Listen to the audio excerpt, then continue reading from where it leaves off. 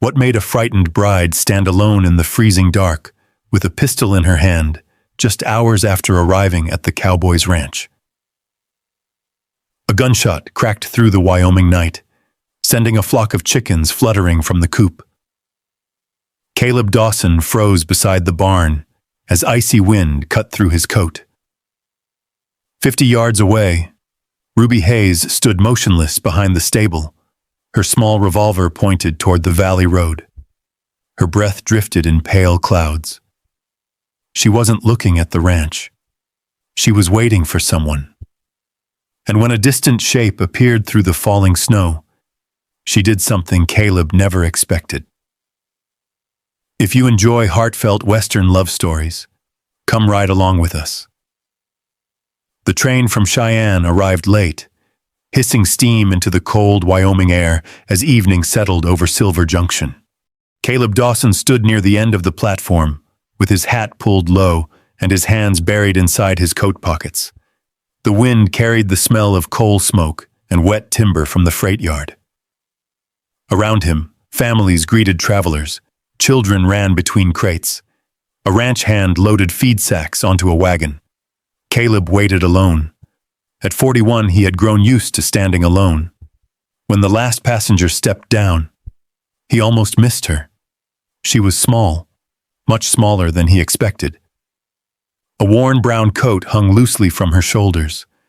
One hand gripped a canvas suitcase that looked too light to hold much of anything.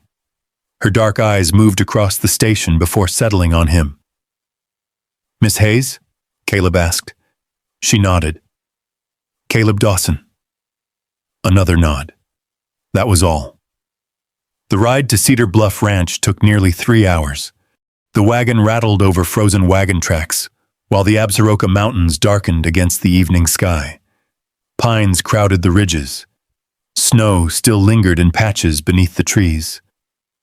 Caleb tried conversation twice. Both times Ruby answered with only a few words. She wasn't rude, just careful. By the time they reached the ranch, darkness had swallowed the valley. The lantern above the porch cast a circle of yellow light across the yard. The barn stood beyond it. A windmill creaked softly near the water trough. "This is home," Caleb said. Ruby looked at the cabin, then at the barn, then at the road disappearing into the darkness behind them. Only after that did she step down from the wagon. Inside, the cabin was warm. A cast-iron stove glowed red. 2 coffee cups sat beside a tin pot. Caleb showed her the small bedroom at the back. Fresh blankets, a wash basin, a wooden dresser he had built himself. "You can take your time settling in," he said. "Thank you." It was the longest sentence she had spoken all day. Hours later, Caleb lay awake listening to the wind push against the cabin walls. Then he heard something, a faint sound. The barn door. He sat up immediately. Another sound followed. Footsteps. Caleb reached for his coat and stepped outside. The night air bit through his shirt. Moonlight silvered the ranch yard. For a moment he saw nothing. Then movement near the rear of the barn. Ruby. She stood perfectly still beside the shadows.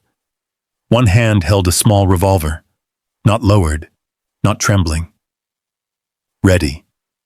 Her eyes were fixed on the road leading into the valley, the same road they had traveled only hours earlier. Caleb stopped several yards away. She never noticed him. Or perhaps she did and chose not to react. The wind swept through the grass. A horse shifted inside the barn.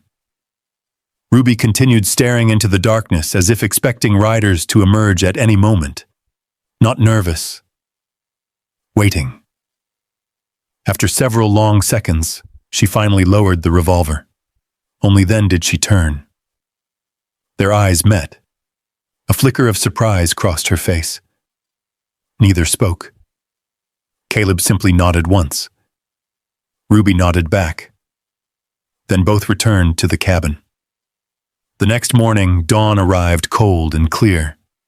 Caleb stepped outside carrying a bucket toward the well. Halfway across the yard, he stopped. Fresh tracks marked the frozen ground. Horse tracks, several of them. Not his, not from his wagon. They circled the ranch fence before disappearing toward the trees above the valley. Someone had ridden near Cedar Bluff during the night. Someone who had never come to the house. Caleb slowly looked toward the mountains, then toward the cabin window where Ruby stood watching from inside. And for the first time since bringing home his mail-order bride, he wondered if she had not come to Wyoming to start a new life. Maybe she had come because something was following her. And maybe it had already found the ranch. Caleb said nothing about the tracks, not that morning, not the next one either. Life on Cedar Bluff Ranch settled into a rhythm the way snow settles onto fence rails, slowly, almost without notice. Ruby was always awake before sunrise. By the time Caleb came into the kitchen, coffee would already be warming on the stove. Biscuits cooled on a cloth beside the window. The lantern would be cleaned and trimmed for the next evening. She moved quietly through the cabin. Not timid, efficient. Within 2 weeks, she knew where every tool belonged. Within 3, she could tell one cow from another without checking brands. Caleb found himself watching her sometimes. Not because she demanded attention, because she seemed to notice everything. A loose hinge, a missing receipt, a sack of feed that weighed less than it should.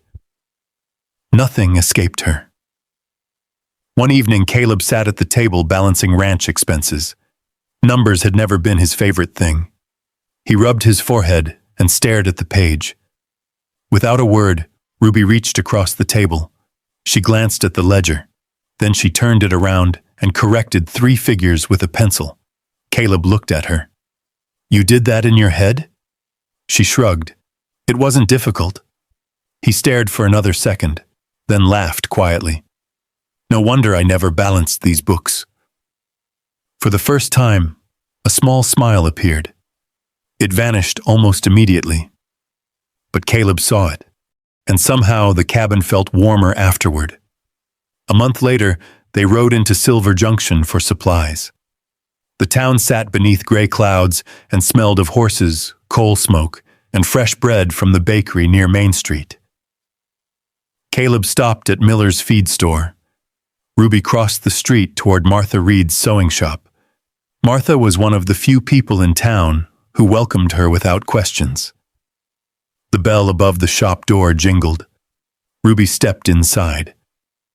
A few minutes later, she came back carrying a cup of coffee. Then she froze. Across the street, a man emerged from the land office. Tall, dark coat, black hat. His face remained partly hidden beneath the brim. The coffee slipped from Ruby's hand. The cup shattered on the boardwalk. Heads turned. The stranger glanced in her direction, only for a second. But it was enough. Ruby went pale. By the time Caleb reached her side, the man was already walking away. "You all right?" he asked. She nodded too quickly. "Just slipped." But her hands were shaking. The ride home felt longer than usual. Ruby barely spoke. That night, Caleb woke shortly after midnight. The cabin was dark. A faint light glowed near the back room. He stepped quietly down the hallway. Ruby sat on the floor beside her suitcase. Clothes folded neatly, blankets rolled tight, a canteen filled, like someone preparing for a journey or an escape. She looked up when she heard him. For a moment, neither moved. "You leaving?" Caleb asked. "No." Her answer came fast. Too fast. "Then why pack?" Ruby lowered her eyes. The silence stretched. Outside, the wind brushed against the cabin walls. Finally, she spoke. "Sometimes it's easier if you're ready." "Ready for what?" Her fingers tightened around a shirt. "A few years ago, I worked for a railroad company." Caleb waited. "I handled records, contracts, land transfers." "You still working for them?" "No." The answer carried weight. The kind people don't explain. The kind they carry. Caleb nodded once. He did not press. Ruby looked surprised by that. Most people would have. Most people would have demanded answers. Instead, he simply leaned against the doorway. "Whatever it is," he said quietly, "nobody's chasing you tonight." Ruby looked toward the dark window, not convinced, but grateful. After Caleb returned to bed, she unpacked half the suitcase. Not all of it. The next afternoon, he found something by accident. Ruby had gone to gather eggs. Her suitcase sat open near the bed. A corner of torn lining had pulled loose. Inside, hidden between layers of fabric, rested a small leather-bound notebook, dark brown, worn from use, carefully concealed. Caleb stared at it, then slowly stepped away. He never touched it. But one thing became certain. Ruby Hayes had not come to Wyoming carrying only clothes. She had brought something worth hiding, and whatever was written inside that notebook still frightened her more than the winter mountains ever could. The first snow arrived 3 days later. It came quietly. Large flakes drifted across the valley and settled on the fences, the barn roof, and the pines surrounding Cedar Bluff Ranch. By morning, the world looked softer. Caleb spent most of the day repairing a section of fence along the north pasture. Ruby worked inside. The smell of beef stew drifted from the chimney. For a few hours, life felt almost ordinary. That evening, they ate at the kitchen table while snow tapped gently against the window. Ruby passed him a basket of biscuits. Caleb thanked her. Neither spoke much. Yet the silence no longer felt uncomfortable. It felt shared. After supper, Caleb noticed Ruby looking toward the window again. The road. Always the road. He almost asked what she expected to see. Almost. Instead, he added another log to the stove. Around midnight, the wind changed. The horses became restless. Caleb woke first. He sat up, listened. A distant sound echoed through the valley. Hoofbeats, not one horse. Several. His boots hit the floor. By the time he reached the front door, Ruby was already awake, standing beside the window, watching. The hoofbeats grew louder. Then lantern light appeared beyond on the ranch gate. 3 riders. Their horses steamed in the cold air. The men stopped near the barn. Nobody dismounted immediately. They simply looked around, taking inventory, measuring, waiting. Caleb opened the door and stepped onto the porch. Ruby remained inside. The tallest rider finally spoke. "Evening."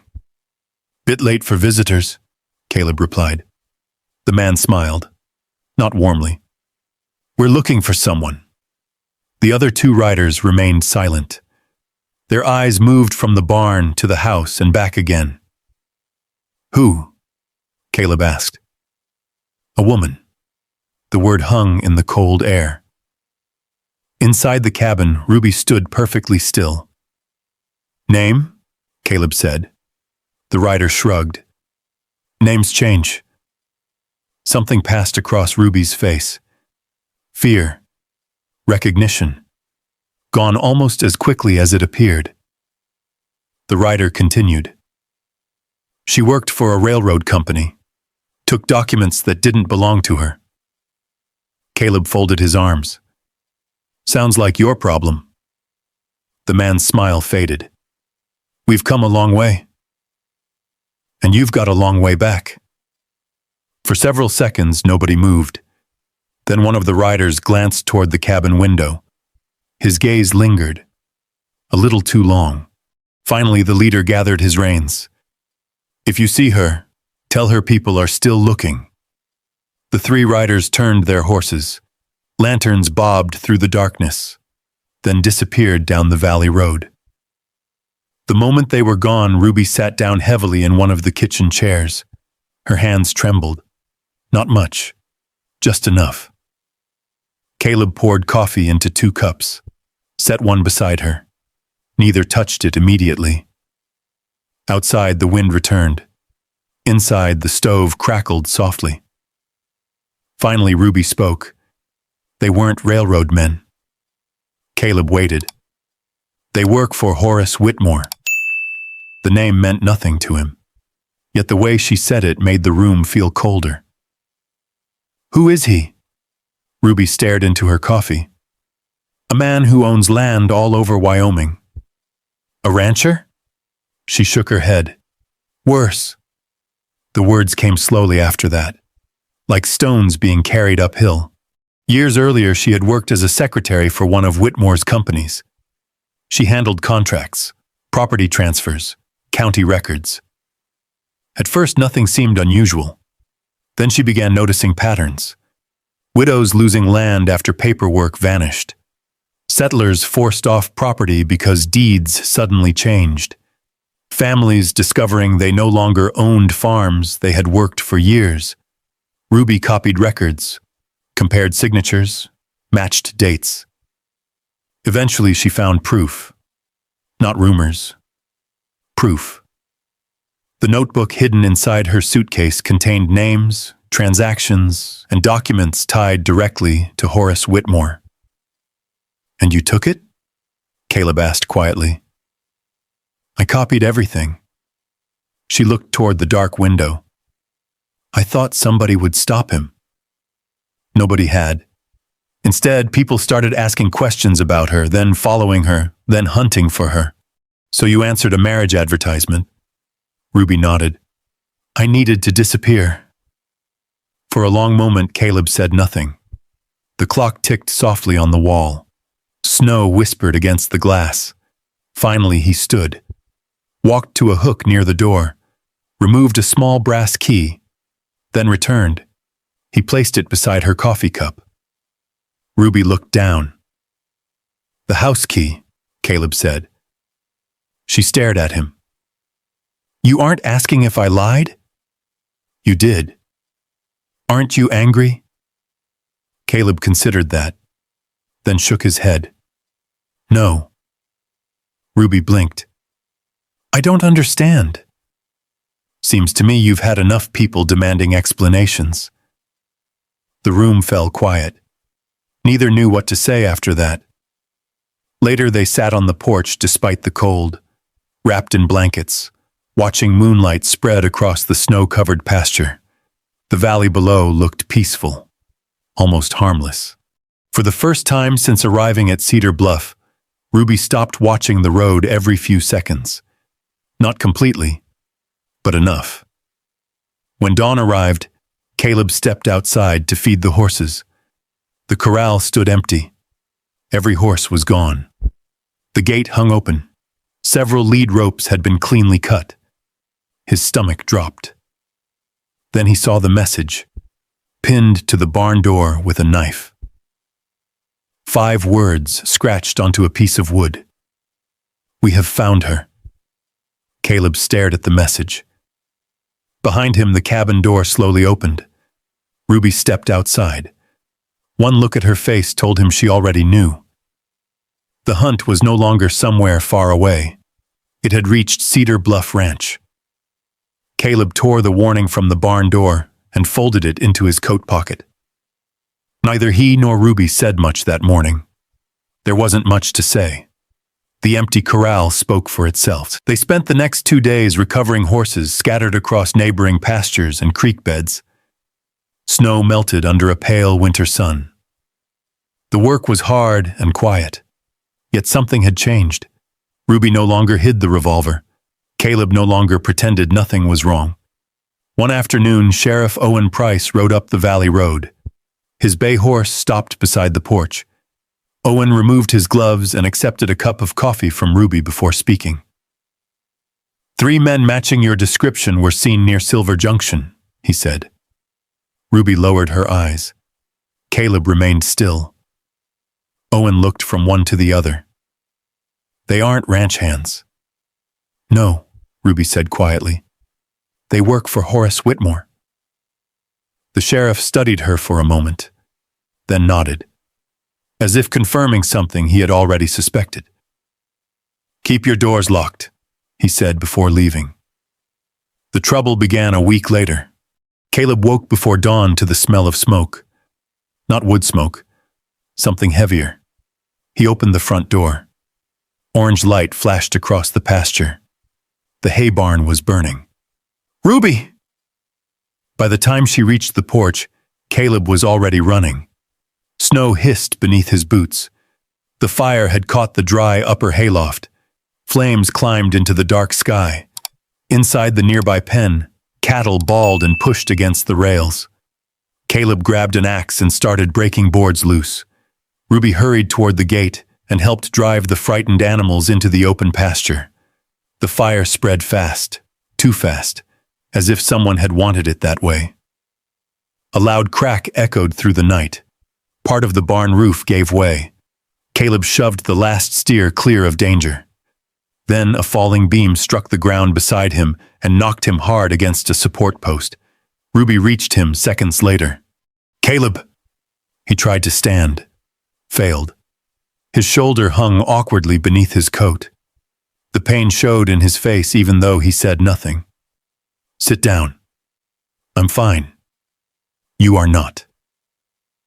For the first time since arriving at Cedar Bluff, Ruby spoke with absolute authority. She guided him toward the house. Inside, she lit 2 lanterns and placed them on the kitchen table. Caleb expected panic.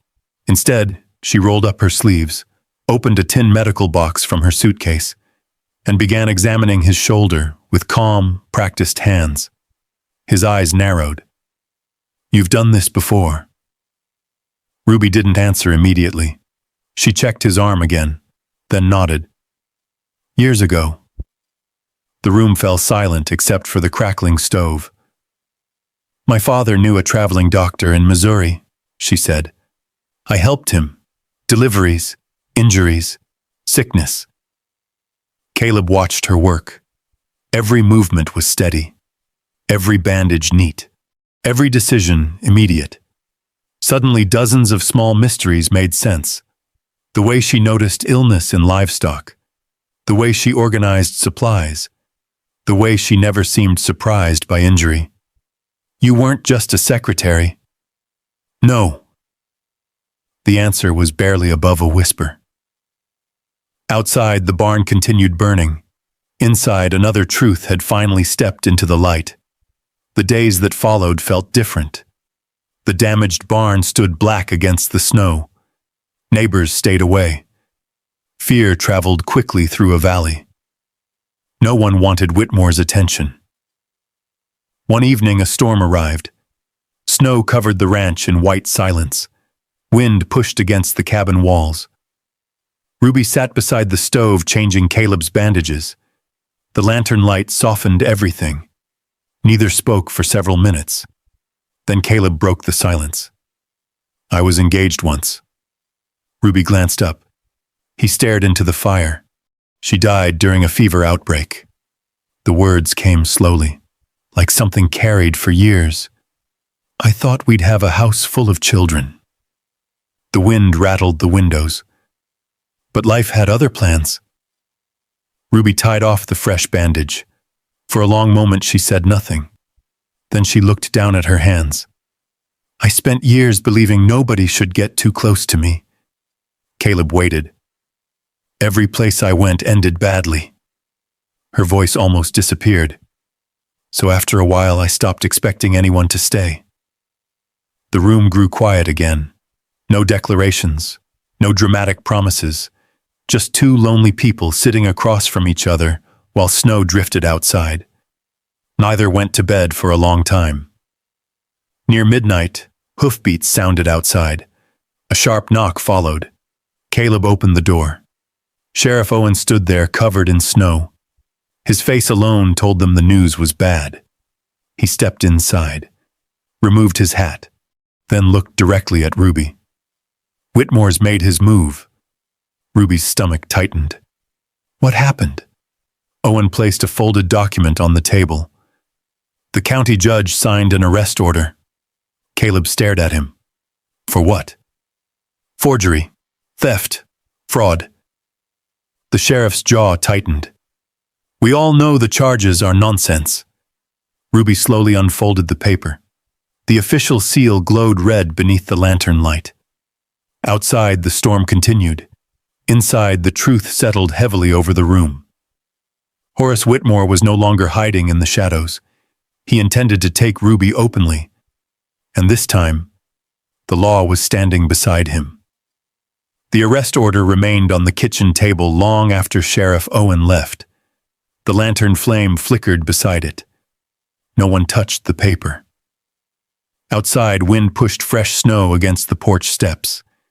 Inside, the silence felt heavier than the storm.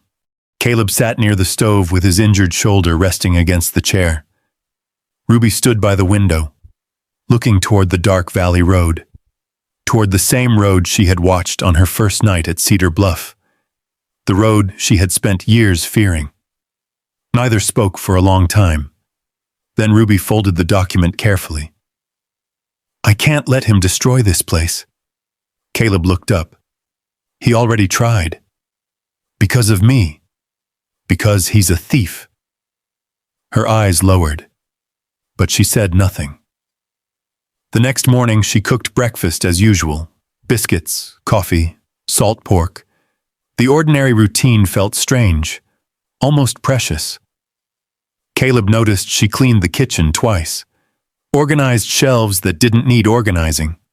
Folded towels already folded. Small things people do when trying not to think. Near sunrise the following day, he woke to an unfamiliar quiet. No sound from the kitchen. No fire in the stove. No movement in the house. A cold feeling settled into his chest. He crossed the hallway. Ruby's room stood empty. The bed was neatly made. The small suitcase was gone. So was the notebook. Only one thing remained. A folded piece of paper on the dresser. Caleb read it once, then again. The handwriting trembled in places. She thanked him for the room, for the kindness, for believing her. And she apologized for bringing trouble to Cedar Bluff Ranch. That was all. No promises, no explanations. Just goodbye. 30 minutes later, Caleb was saddling his horse. The winter sky hung low above the mountains. Frost covered the fence rails. He followed the wagon road leading toward Silver Junction. For years he had accepted loss, accepted empty rooms, accepted silence. Not this time, not her. By noon he spotted her, a lone figure riding a borrowed mule through drifting snow. Ruby turned when she heard hoofbeats. For a moment neither moved. The cold wind swept across the valley. You should go back, she said quietly. Caleb shook his head. No. Whitmore wants me. I know. He'll come after anyone near me. I know that too. Ruby looked away, as if searching for words that refused to come. Finally, Caleb spoke. You don't get to decide what's worth risking for me. The words hung between them. Simple, honest, nothing more. For the first time, she looked directly into his eyes, then lowered hers again. Neither smiled, but she turned her mule around. Together they rode toward town. The hearing took place 3 days later. Half of Silver Junction crowded into the courthouse. Snow covered the roofs outside. Boots tracked mud across the wooden floor. Judge Samuel Hargrove sat behind the bench. Horace Whitmore entered wearing a black wool coat and the confidence of a man accustomed to winning. He barely glanced at Ruby, as if she were already defeated. The accusations were read aloud. Forgery, theft, fraud. Whitmore's lawyer presented documents, witnesses, statements. Everything appeared carefully prepared. Caleb watched Ruby sitting beside Sheriff Owen. She remained calm, almost too calm. Then came the moment Whitmore expected, the call for testimony. He smiled, certain nobody would speak. Instead, a widow named Eleanor Briggs stood first. She described how Ruby had warned her years earlier about false land contracts. Then another ranch family appeared. Then another. A black farming couple arrived from 2 counties away. Then Martha Reed walked through the courthouse doors carrying a stack of letters. People kept coming. Men, women, families, ranchers, store owners, settlers. Each story connected to the next. Each testimony exposed another piece of Whitmore's scheme. The notebook mattered. But suddenly, it wasn't the only evidence. The room itself became evidence. Living evidence. The truth spoken by ordinary people. For the first time all morning, Horace Whitmore stopped smiling. Hours later, the courtroom felt different, like a storm that had finally broken. The judge reviewed the records, reviewed the testimonies, reviewed the notebook, then delivered his ruling. The charges against Ruby Hayes were dismissed. A separate investigation into Whitmore's business dealings would begin immediately. The room erupted. Not loudly. Just dozens of relieved breaths released at once. Whitmore left without speaking, without looking back, without winning. A week later, the valley felt peaceful again. Snow melted from the roads. Work resumed. The burned barn at Cedar Bluff slowly began taking shape under fresh lumber. Yet Ruby remained distant, thoughtful, as if carrying one final decision. Then one morning she packed her suitcase again. Not to run, to leave. The train station at Silver Junction was crowded with freight workers and travelers. Steam drifted across the platform. The conductor called final boarding. Ruby stood beside the passenger car, looking west, looking anywhere except behind her. Maybe Wyoming was finally safe. Maybe Caleb deserved someone without enemies, someone whose past didn't arrive on horseback carrying threats. The train whistle sounded. She stepped toward the boarding stairs, then stopped. A familiar horse approached through the crowd. Caleb. Dust and snow clung to his coat. He carried no flowers, no ring, no speech prepared in advance. Only a wooden sign wrapped in canvas. He climbed down, walked toward her, and handed it over. Ruby slowly pulled away the cloth. The carved letters appeared one by one. Ruby Hayes Dawson. Her breath caught. She stared at the wood, then at him. The new ranch gate needed a name, Caleb said. His voice was steady. The house wasn't finished. The train bell rang again. Passengers boarded. No one around them seemed to matter anymore. Caleb swallowed once, then spoke the truth he should have said long ago. It was always missing somebody. The platform grew quiet. Ruby looked at the train, then at the sign, then at the man standing before her. Years of fear, years of running, years of looking over her shoulder. All of it seemed suddenly very far away. The conductor called one final time. Ruby never moved toward the train. Instead, she stepped toward Caleb and stayed there. 1 year later, Cedar Bluff Ranch looked different. A new barn stood where the old one had burned. Fresh paint covered the fences. Cattle filled the lower pasture. The valley road carried visitors almost every week. People often stopped at the ranch house, sometimes for business, sometimes for coffee, sometimes simply because they liked sitting on the porch. On warm evenings, Caleb and Ruby sat together beneath the fading Wyoming sun, no longer watching the road behind them. Only the land ahead. One afternoon, the sound of children's laughter drifted across the pasture from visiting neighbors. Wind moved through the grass. The mountains glowed gold in the distance. And the woman who had once crossed half a country trying to disappear finally felt something she had not known in years. She was home.